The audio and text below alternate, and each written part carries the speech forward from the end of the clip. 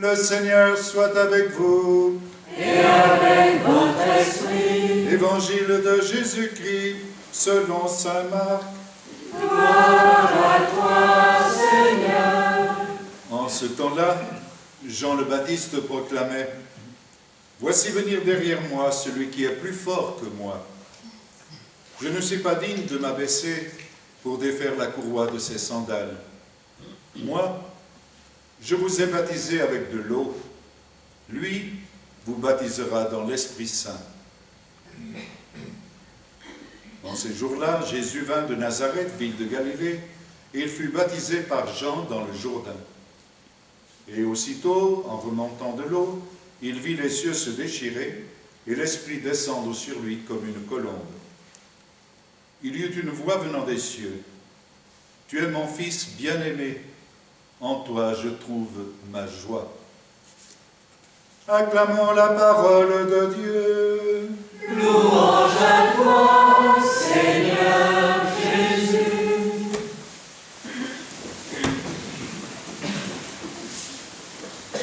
Les auteurs chrétiens sont intarissables depuis les premiers siècles lorsqu'il s'agit de commenter cet événement que nous célébrons aujourd'hui dans la liturgie, le baptême du Seigneur. Aussi, je vais vous partager quelques textes glanés, ci et là, tellement splendides, qui nous disent chacun un aspect de cette réalité qui, vont dire, est au cœur de toute la révélation, la manifestation. Nous avons fêté l'épiphanie, et aujourd'hui c'est une épiphanie, même une théophanie, puisque c'est le jour où, pour la première fois dans l'histoire, bon, la Vierge Marie avait eu la primeur avec l'ange Gabriel à l'Annonciation, la première fois où on découvre, les cieux s'étant ouverts, que Dieu est Père, Fils et Esprit Saint, et que Dieu a un Fils, Jésus. Sur les eaux primordiales planait l'Esprit, premier verset de la Genèse. Plus loin, des eaux mortifères du déluge, seuls rescapés Noé et ceux qu'il a pu accueillir dans l'arche. Il y a encore de l'eau, les eaux de la mer Rouge et du Jourdain qui s'écartent pour libérer le passage du peuple élu, conduit par Moïse, puis par Josué. En effet, une génération plus tard, « Voici que vous passerez le Jourdain pour entrer en possession du pays que vous donne le Seigneur votre Dieu. » En franchissant le Jourdain, le peuple hébreu entrait enfin dans la terre promise. Pour Jésus, le mot Jésus, c'est le même mot que Josué, pour Jésus, le baptême de Jean est aussi un passage. La prédication de l'Évangile va commencer. Il passe de la vie qu'on appelle vie cachée à la vie publique.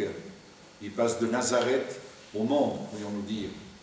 Par ce rite baptismal, Jésus anticipe symboliquement sa Pâque, son passage. Le baptême dont je vais être baptisé, nous dira saint Marc un peu plus loin dans son évangile. Ce sera le baptême dans son sang, sur lequel se greffe le baptême de désir des martyrs non baptisés dans l'eau. Nouvelle création pour cette eau dans laquelle est descendu le Verbe fait chair. Je cite ici saint Maxime de Turin qui disait « Aujourd'hui, celui qui s'est mis dans le rang des pécheurs est baptisé dans le Jourdain. » Quel est ce baptême, plus pur que la source dans laquelle il est plongé? L'eau lave moins le Christ qu'elle n'est lavée elle-même. En se plongeant dans le Jourdain, le Sauveur a consacré les flots de tous les gouffres, les cours de toutes les sources dans le sacrement du baptême.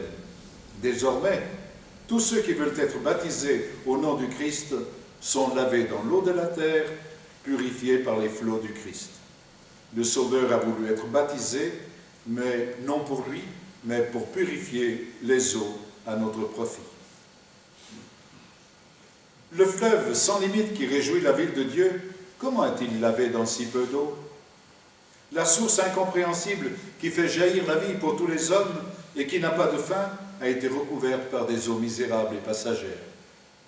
Celui qui est présent partout, qui n'est absent de nulle part, qui est incompréhensible aux anges et invisible aux hommes, vient au baptême parce qu'il l'a bien voulu. Voilà que les cieux s'ouvrent pour lui et qu'une voix dit « Celui-ci est mon Fils bien-aimé, en qui j'ai toute ma joie. » Le bien-aimé engendre l'amour, la lumière immatérielle engendre la lumière inaccessible. Cet homme, celui que vous appelez le fils de Joseph, c'est mon fils unique, mon fils bien-aimé. Il a faim et il nourrit des milliers d'hommes. Il peine et il donne le repos à ceux qui peinent. Il n'a pas à reposer sa tête et il porte tout dans sa main. Il souffre et il remédie aux souffrances. Il est souffleté et il donne la liberté au monde. Son côté est transpercé et il restaure le côté d'Adam. Remontons, frères et sœurs, à la source de la vie. Contemplons la source d'où jaillissent toutes les guérisons. Le Père a envoyé dans le monde son Fils immortel. Celui-ci est venu vers l'homme pour le laver dans l'eau et l'esprit. Il le fait renaître. Il éveille en nous son souffle de vie.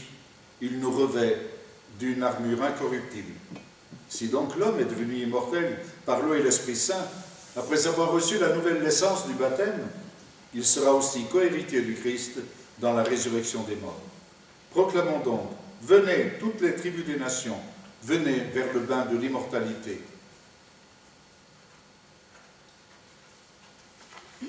Cette eau unie à l'Esprit est celle qui arrose le paradis, qui féconde la terre, qui fait pousser les plantes et engendre les vivants.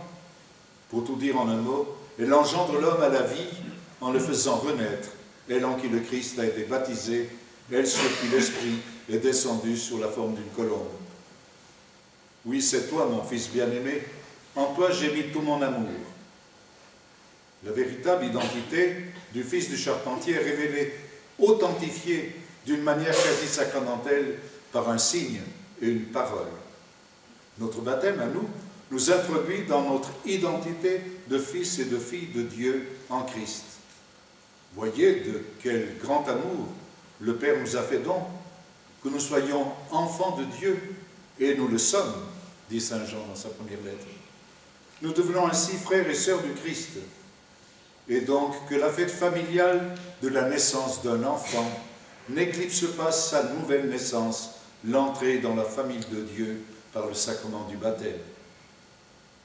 La démarche baptismale ne se comprend bien que si elle est vécue comme un franchissement de frontières, celle qui sépare la mort de la vie, l'esclavage de la liberté en Christ, la nuit du péché de la lumière de la vérité. Les catéchumènes en prennent conscience et en témoignent. La vie des baptisés est une route pascale.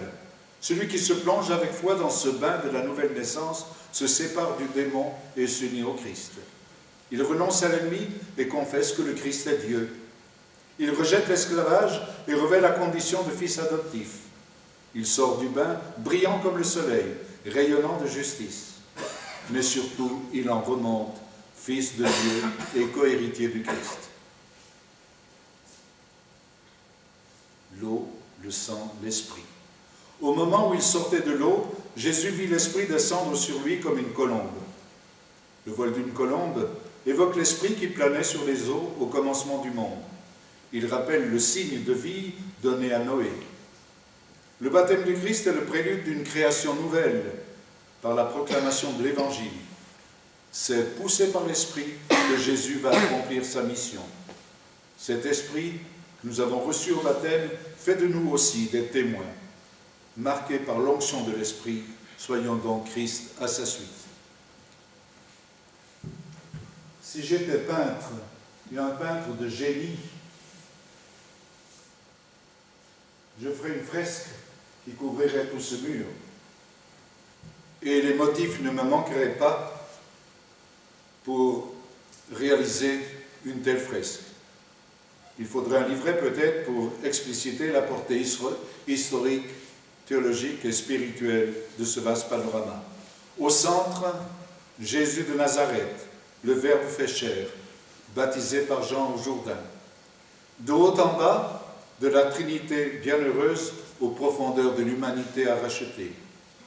De bas en haut, Jésus de Nazareth, fils du charpentier, proclamé par le ciel qui s'ouvre et laisse descendre sur lui une colombe, Fils bien-aimé qui a toute la faveur de Dieu. De gauche à droite, de l'aube de la création à l'achèvement de la parousie, quand Dieu sera tout en tous, avec sur toute la largeur la constance de 3 éléments hautement symboliques et significatifs, les 3 témoins que Jean a mentionnés dans sa première lettre, l'eau, le sang et l'esprit.